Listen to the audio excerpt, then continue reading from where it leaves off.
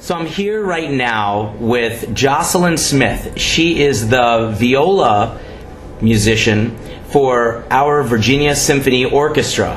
How are you, Jocelyn? I'm doing great. We just played an awesome Romeo and Juliet by Prokofiev, so I'm feeling good. It must be amazing to play this instrument. Could you describe what it's like to have that instrument in your hands while reading the music and hitting those incredible, passionate crescendos?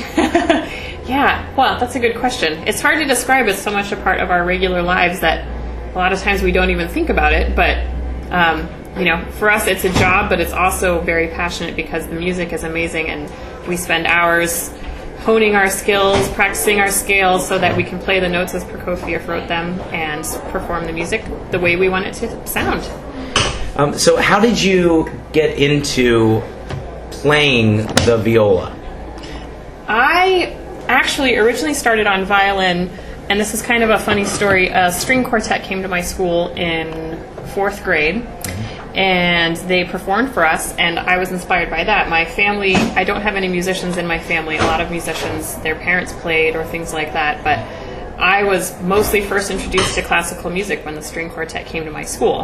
And I just thought it was so cool, and I said, "Mom, I have to play violin."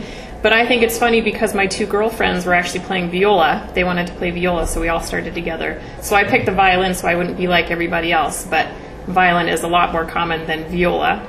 And so I thought that was kind of a funny start to playing. I want to play violin because everybody else is playing viola.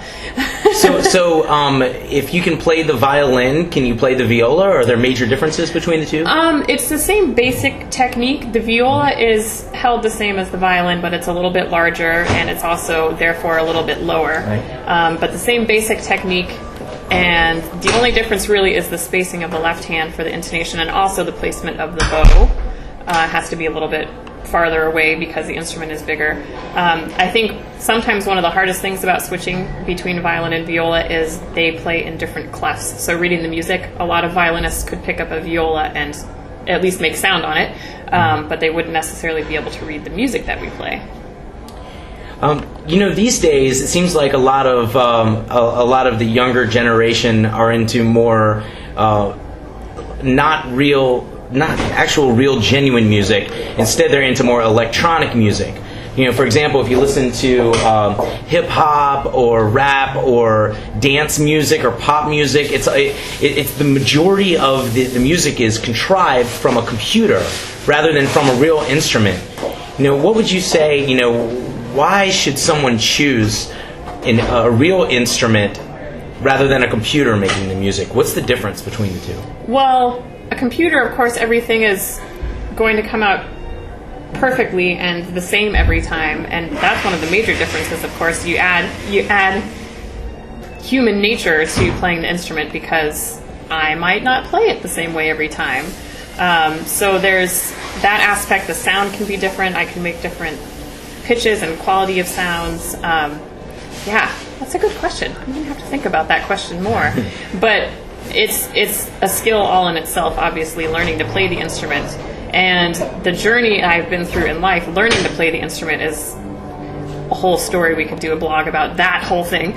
For everybody, everybody who plays an instrument, it adds so much because you learn things, basic life skills that you don't necessarily think of as part of music, but learning to be part of a team, learning to concentrate in certain ways. Math is involved in music, so you learn all sorts of skills by playing an instrument that you wouldn't necessarily learn by clicking keys on a keyboard for a computer.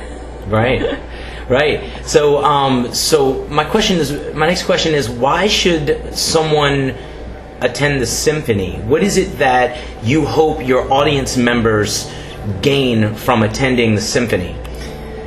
Well, gosh, if you've ever been to the symphony, you don't even need to hear the answer to that question because it's amazing. It's amazing. Right. Live music is like nothing else. It's like listening to your CD versus going to hear a rock band or something. Sure. It's live music. There's nothing like it. It's art, but it's alive. And just like I said earlier, things that I do come out differently every time.